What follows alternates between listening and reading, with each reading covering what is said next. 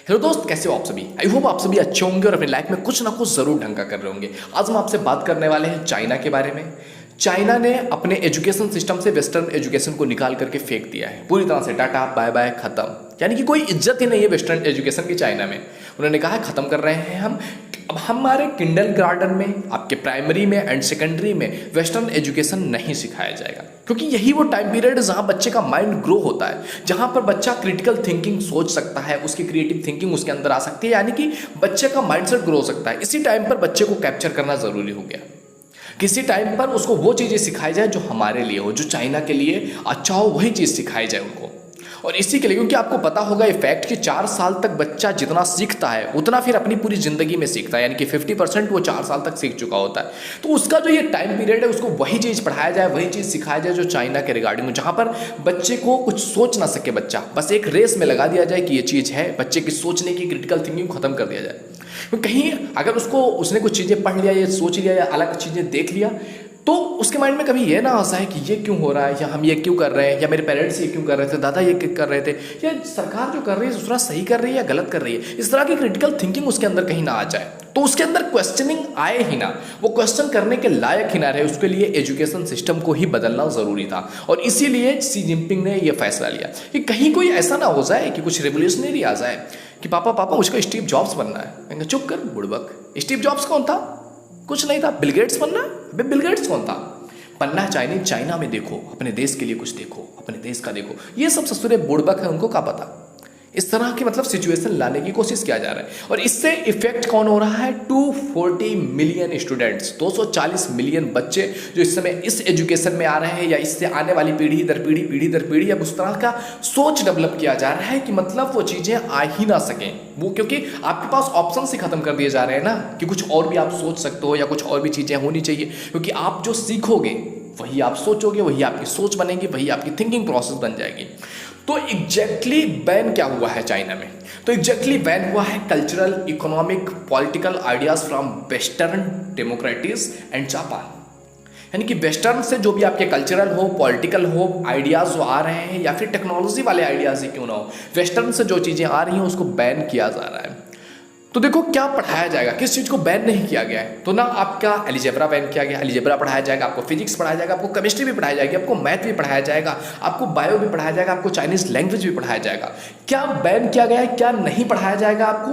तो वो नहीं पढ़ाया जाएगा जो आपके सोशल साइंस से रिलेटेड है, यानी कि जो चीज़ें आपके समाज से रिलेटेड है, आपकी थिंकिंग से रिलेटेड, चाहे वो सिविक्स हो जाए, चाहे पॉलिटिकल साइंस हो, इवन टेक्नोलॉजी भी, उसको पढ़ाया नहीं जाएगा, जिससे कि आपकी सोशली जो थिंकिंग है, आपके समाज को लेकर के जो थिंकिंग है वो चेंज ना हो, वो ऐसी थिंकिंग हो जो कम्युनिस्ट को सपोर्ट करती हो और कम्युनिज्म को बढ़ावा देती हो, ऐसी चीज़ों के लिए ही किया जाएगा।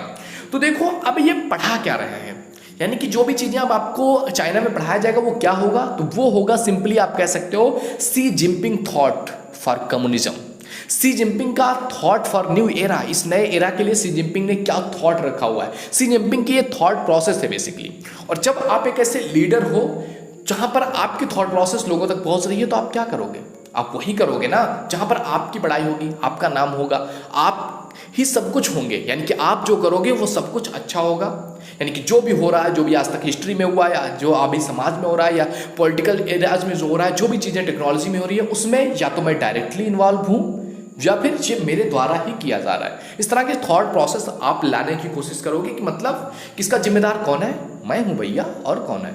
मतलब शी जिनपिंग इस तरह की प्रोसेस बच्चों के अंदर लाने की कोशिश कर रहे हैं, क्योंकि बच्चों के अगर फादर ने बोले नहीं बेटा ये इसने नहीं किया, तो चुप रहो, आपको क्या पता है, जो भी हो रहा है सब शी जिनपिंग कर रहे हैं। मेन प्रोपोगंडा जो इसको लेकर के है ना, वो ये है कि कम्युनिस्ट जो थॉट प्रोसेस है उसको स्टेबल बनाया जाए। कोई भी ऐसा ख्याल, कोई भी ऐसी सोच, कोई भी ऐसा लेख, कोई भी ऐसी कहानी, कोई भी ऐसी रिलीजियस बुक इवन जो हमारे थॉट प्रोसेस को सपोर्ट नहीं करती है, बैन करो ससुरे को, हम अपने देश में नहीं बढ़ाने देंगे। इस तरह की थॉट प्रोसेस के साथ चीज़ें हो रही हैं कि मतलब हर एक चीज़ जो कम्युनिज्म को सपोर्ट नहीं करती है उसको बैन कर दो, यानी कि वो चीज़, उस थॉट प्रोसेस के बारे में कभी बच्चे समझे ही ना, कभी जाने ही ना, ताकि कभी उस तरह के ख्याल आए ही ना। तो इस सब को करने के पीछे, इस वेस्टर्न एजुकेशन को बैन करना हो गया, जो भी चीज़ें हैं इसके पीछे करने के पीछे वजह क्या है, रीजन क्या है? तो इसके पीछे का सबसे पहला उद्देश्य है कि एक मास ब्रेन वॉशिंग की जाए, जिसमें किसी भी डेमोक्रेटिक जो विचारधारा है, जो दुनिया के अलग अलग डेमोक्रेटिक कंट्रीज हैं उनकी जो विचारधारा है वो विचारधारा हटाया जा सके, उस तरह की विचारधारा ना आए लोगों के अंदर, एक मास ब्रेन वॉशिंग की जाए पूरी कंट्री की। और ये ब्रेन वॉशिंग संभव है आपके एजुकेशन सिस्टम से, और वहाँ जहाँ आपकी किंडरगार्टन एजुकेशन हो, प्राइमरी हो, सेकेंडरी हो, क्योंकि वहाँ से जो थॉट प्रोसेस आपका बन गया एक बार, वही थॉट प्रोसेस आपकी पूरी लाइफ रहने वाली है, क्योंकि आप वहाँ सबसे ज़्यादा अपने लाइफ का पोर्सन जो आप सीखते हो, आपका मेंटल जो आपके सबकॉन्शियस माइंड में रहता है, वही चीज़ें रहती है। तो उसी को ही एक स्टेबल बना दिया जाए, उसी को ही इस तरह से डिज़ाइन कर दिया जाए कि आप दूसरा कुछ सोच ही ना सको। इस तरह की व्यवस्था सी जिनपिंग कर रहे हैं अपनी एरा में, क्योंकि उनको डर है ना कि दुनिया के डेमोक्रेटिक जो भी कंट्रीज हैं, कई बार प्रोपेगेंडा, कई सारे आंदोलन भी चाइना में ऑलरेडी हो चुके हैं डेमोक्रेटिक कंट्री बनाने के लिए कि चाइना भी डेमोक्रेसी की तरफ बढ़े। तो इसी को रोकने के लिए सी जिनपिंग ने ये काम किया हुआ है कि एजुकेशन को ही बदल करके रख दो, क्योंकि यहाँ से बच्चा सीखता है और जब सीखेगा ही नहीं तो बोलेगा क्या या समझेगा क्या, उसको कुछ नए बनने का, क्रिएटिव करने का थॉट ही नहीं आएगा। उसको जो भी चीज़ें हैं उसका सब कुछ क्या कर दिया गया है, एक पॉइंट ऑफ व्यू, एक मतलब एक बंदे का जो अपना पर्सनल आइडेंटिफिकेशन होता है वो कुछ भी नहीं है। तुम पर्सनल कुछ भी नहीं हो, तुम्हारा जो है तुम्हारे देश का है। तुम जो भी करोगे तुम देश के लिए करोगे, जो भी तुम रिप्रेजेंट करोगे अपने देश को करोगे, तो जो तुम कुछ भी कर रहे हो अपने लाइफ में वो तुम देश के लिए करोगे। तो कोई ये गलत नहीं, मैं इसको कह रहा हूँ कि देश के लिए करने की जो जज्बा है, जो भावना है, ये आइडियोलॉजी गलत नहीं है, लेकिन केवल यही आइडियोलॉजी और दूसरा कुछ आपका थॉट प्रोसेस हो ही ना, आप कुछ सोच ना सको, ये चीज़ गलत हो जाती है। तो पहला उद्देश्य यही है कि एक मैसिव लेवल पर ब्रेन वॉशिंग की जा सके, और ये तभी हो सकता है जब आप एजुकेशन सिस्टम को चेंज कर रहे हो। और दूसरी चीज़ ये है कि कंडीशनिंग ऐसे की जाए कि लोगों का माइंडसेट सी जिनपिंग की जो विचारधारा है उसके प्रति लग जाए। इसमें दो चीज़ें हैं, पहली कि कम्युनिस्ट जो माइंडसेट है उसको स्टेबल किया जाए, उसको बढ़ावा दिया जाए, और दूसरी चीज़ है सेल्फ प्रमोशन। इसमें जो सी जिनपिंग है वो अपना सेल्फ प्रमोशन कर रहे हैं, अपने आप को एक तरह से कह सकते हो कि ईश्वर की तरह दिखा रहे हैं, कि मतलब जो हम कह रहे हैं वही सही है। ये सब चीज़ें कहाँ है, जो भी चीज़ें तुम कह रहे हो ये है वो है ये है, कुछ नहीं है।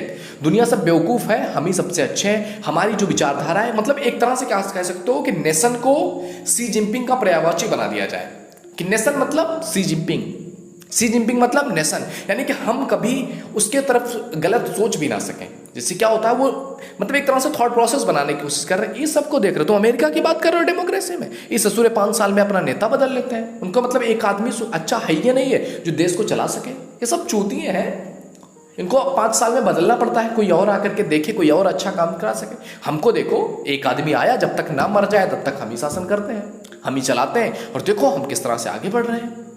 मतलब एक तरह की पूरी थॉट प्रोसेस हिलाई जा रही है उस तरह का।